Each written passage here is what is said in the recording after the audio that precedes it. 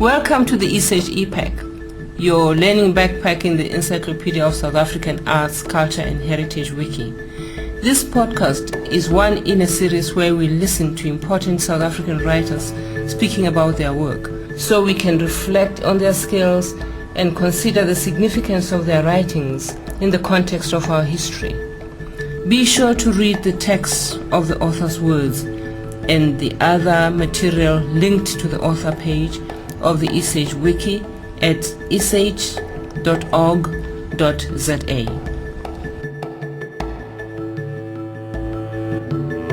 Dennis Brutus, the well-known South African anti-globalization activist, apartheid sports boycott organizer, and, most importantly for me, poet, died just after Christmas in 2009.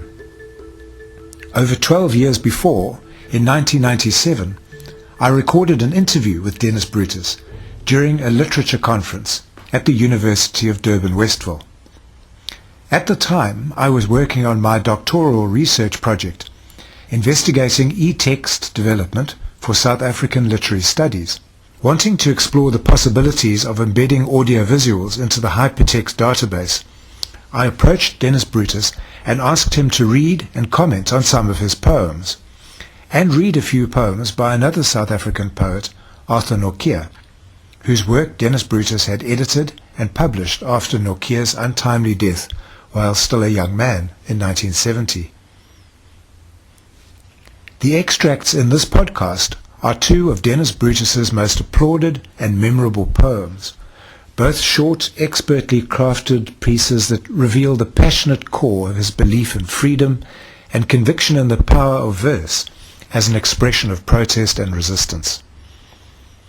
In an interview many years before with legendary British poet W.H. Auden, Dennis Brutus famously disputed Auden's view that poetry could change nothing. Brutus said, "I am the living refutation, because it was through your poetry that I became a poet all over again, after I'd abandoned it for 10 years.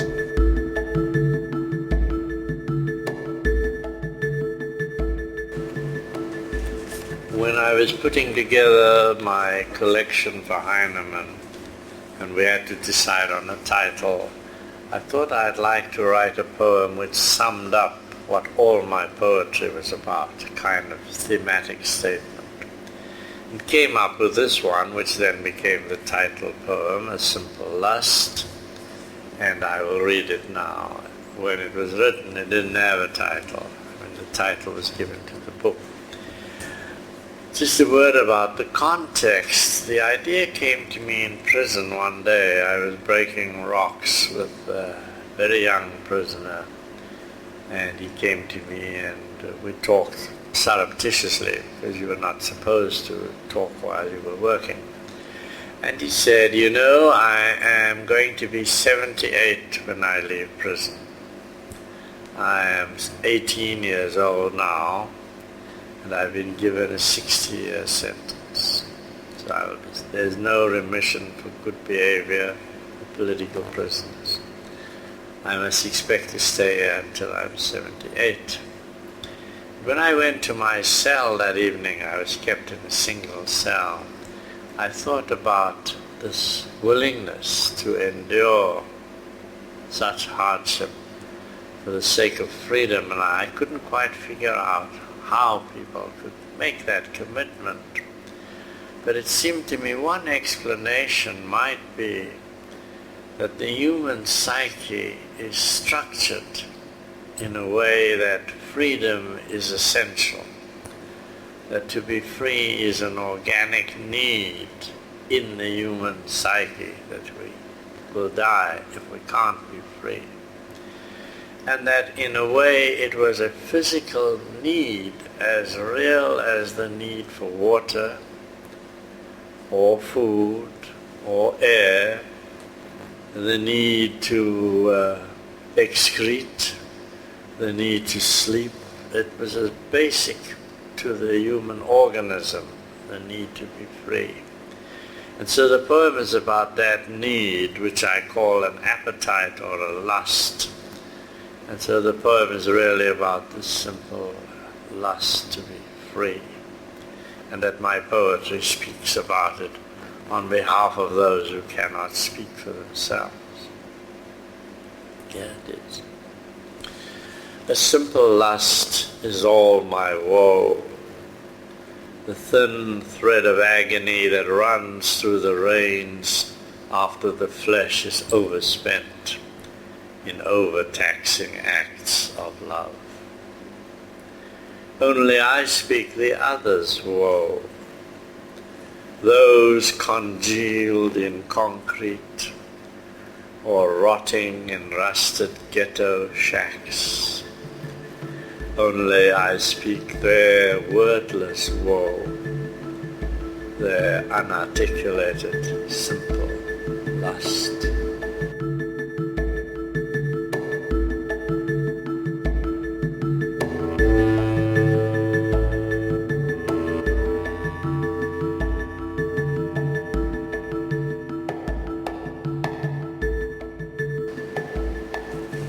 This is a titled poem again, from a collection published later called Stubborn Hope, and a short poem that I wrote, in fact, when I was not in prison, but after I came out of prison, I was put under house arrest. I was served with an order that I would spend 5 years in my house, and if I left it, that would be a criminal act. And so I spent a year under house arrest and then was given an exit permit. I was exiled after a year. But while I had this year, where it was illegal to leave the house, I became very troubled with the notion of the futility of what I was doing. It seemed to me stuck in the house, politically inactive, banned from writing, banned from teaching, unable to do the kind of organizing work I had been doing. There was an extreme futility. People reported, although this was not true, that I contemplated suicide. It never reached that point, but this was a rumor. And so there I was stuck in a house, unable to do anything, unable to earn a living, of course. And I had to persuade myself that even being under house arrest was in some way useful as a contribution to the political struggle, what we used to call the liberation struggle. People don't use the term anymore, and that might be quite instructive. But this is the poem, which didn't again have a title, but the publisher gave it a title, Stubborn Hope. Endurance is a passive quality, transforms nothing, contests nothing, can change no state to something better, and is worthy of no high esteem. And so it seems to me my own persistence deserves, if not contempt, impatience.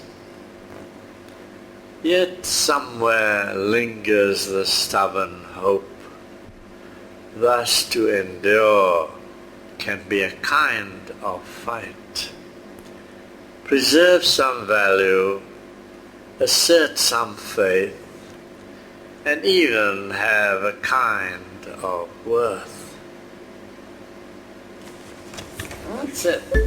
Okay, I'll leave those with you. I'll take this one. In fact, you can have it. I think I have another copy. And then we'd better get out of here. Can I take a photograph? Okay, we might also take one of the two of us together.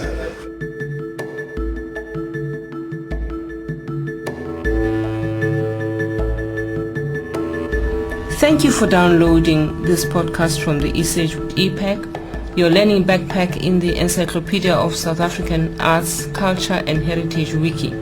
You will find more information on this and other podcasts on South African writers at esaach.org.za.